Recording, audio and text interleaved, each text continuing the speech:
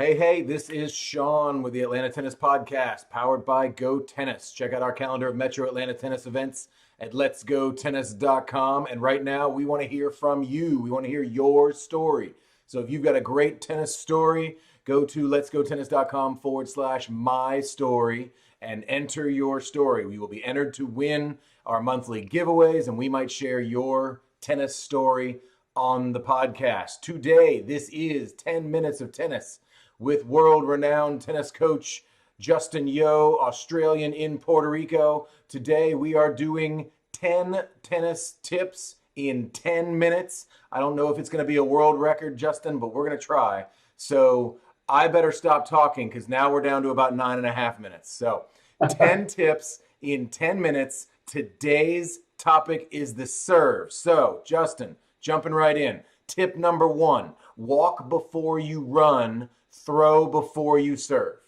Yes. So very quickly, that's a real simple one. Majority of people, the problem is they don't know how to throw a ball, which can really effectively stop them from serving correctly as well. So I always say when a kid, when a child has to learn to walk before they run, it's the same thing. You should learn how to throw a ball first before you learn how to serve.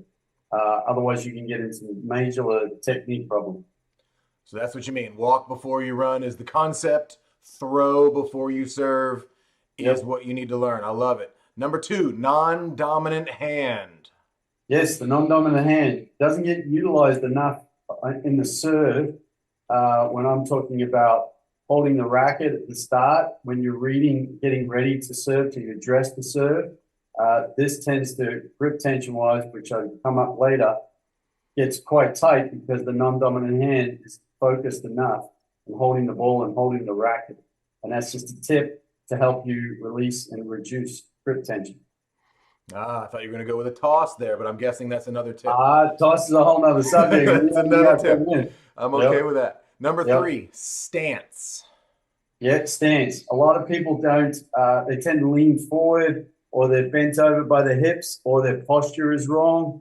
And stance is extremely important to be balanced between both feet and try to stand up with good posture versus, all folded over or starting off in the wrong way. So your hips and your shoulders are all working in sync. So stance is extremely important. So we'll follow up with that one. That one could probably be its own full 10 minutes because I'm thinking of standing up straight with your shoulders back, which is a rule. And how your feet are set, and do we use the pinpoint or the other one? So we'll follow up with that one for sure. And if the shoulder blades aren't being used correctly, it completely reflects on ball toss and shoulder rotation. So that's part of stance as well. Understood. Back to grip tension. You mentioned that earlier. Yep, grip tension, very obvious. I see it multiple times in all different areas. And that is if it's too tight here, it's too tight all the way up. And it'll completely and utterly affect elasticity and relax and snap. It affects everything. It affects all the way up by just focusing, having too much grip tension. So the tip there is less grip tension is better? 100%. Non-dominant hand should hold the weight. This should be nice and relaxed. Love it. All right, number 5, visualization. Yep. I always say that, especially you Americans, you're very fortunate as you have baseball all the time. The Asians have a lot of baseball as well, but baseball I use all the time. A pitcher, when they're looking at pitch and they're picking their mark on the guys giving the signal on the glove, he looks at the glove, likes the call, and he never takes his eyes off. Same thing with a ball toss and a targeting. You should be visualizing where you're going, feeding all the nerve endings in the body to say, that's where I'm going. Now it's ball toss. So your eyes have a real pattern of visualization of ball and where you're going, ball, where you're going. Most people, their eyes are, while they're thinking, their eyes are going all over the place. So, and that affects ball toss, it affects everything. So my eyes looking at my target, is that not giving away my secret target that my opponents can then see my eyes where I'm going? Well, I mean, you just look at the box and then give yourself a bit of a direction. At least in, right? Another quick advanced tip is don't look through the net, look past the net. And sometimes even look to the back fence and pick a target on the back fence if you're serving into the net, because it means you're actually looking down instead of looking up. Raise the visual target. I like that a lot. Yep, All yep, right. yep, Number 6, elasticity. yep, yep. If you've got the non-dominant hand right, you've got less grip tension, you've got more chances of elasticity, which is that whip feeling that the players feel when they generate so much power. And that way, too, the shoulder can work externally and internally when you actually generate more power. If you haven't got elasticity, majority of the time your shoulder's just working this way and you've got a lot of tension. So elasticity, again, the tip there is be more elastic, right? You want to be Yeah, looser. Looser is better. Strength is yep, good, but that's why we yep, see a lot of the big, strong players are right. less loose and maybe Right. actually don't hit the ball as hard.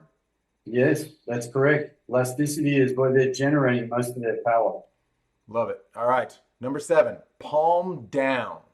Where are we Yep. going with The this? one thing, the one that holds it all together is palm down versus palm up. Right. So the shoulder joint won't work elastic if we have too much grip tension, non-dominant hand, it's not holding the racket, and then there's too much tension, so you won't have any elasticity either. So palm down allows that whole function to work correctly. Now, again, in 50 seconds, pretty hard to explain that whole function, but it's extremely important to focus on palm down versus palm up. And you can see what my elbow does as soon as I do that. All right, so palm down always 100%, which is your throw action as well.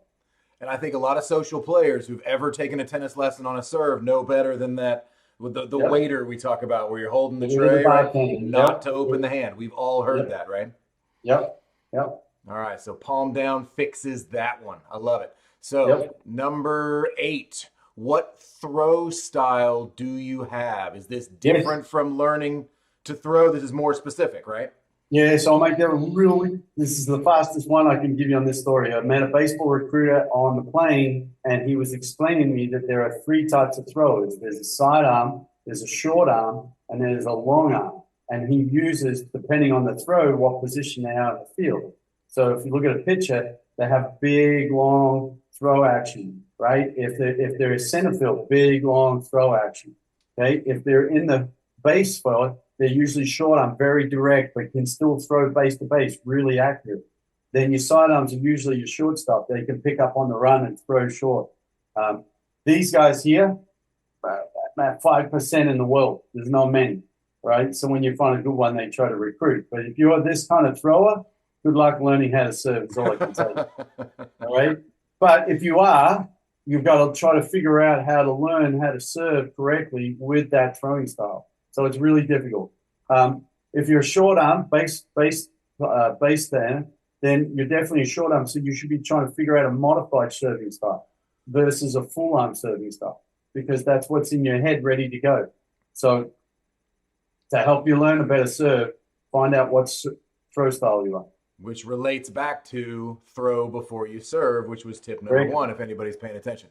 Yep. Number 9, male, female, served. Are we going to really Yeah. get this done in 59 seconds? Yes, this is a really big one though. This is simple. Yeah. Don't teach a female how to hit a male serve. Males have a big torso, so all we have to do really is rotate that and use a lot of power. Female, they tend to have a narrow upper body, so they have to generate from the legs, right? So you have to learn a more modified serve so that they can actually get into a nice balanced stance so they can use their legs to generate most of the power versus the other way around. I see it so many times.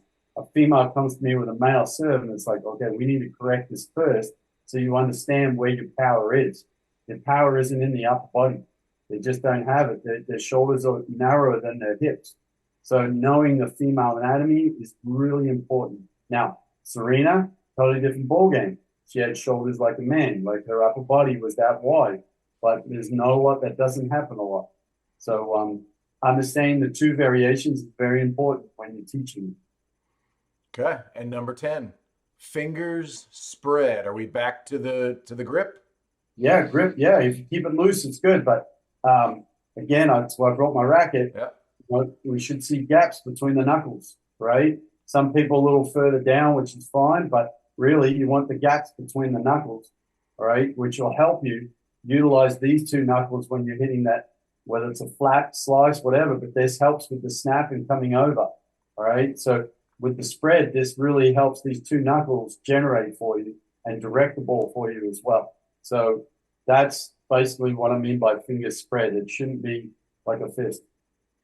Got it. And that is 10 tips. Wait, 10 tips in 10 minutes.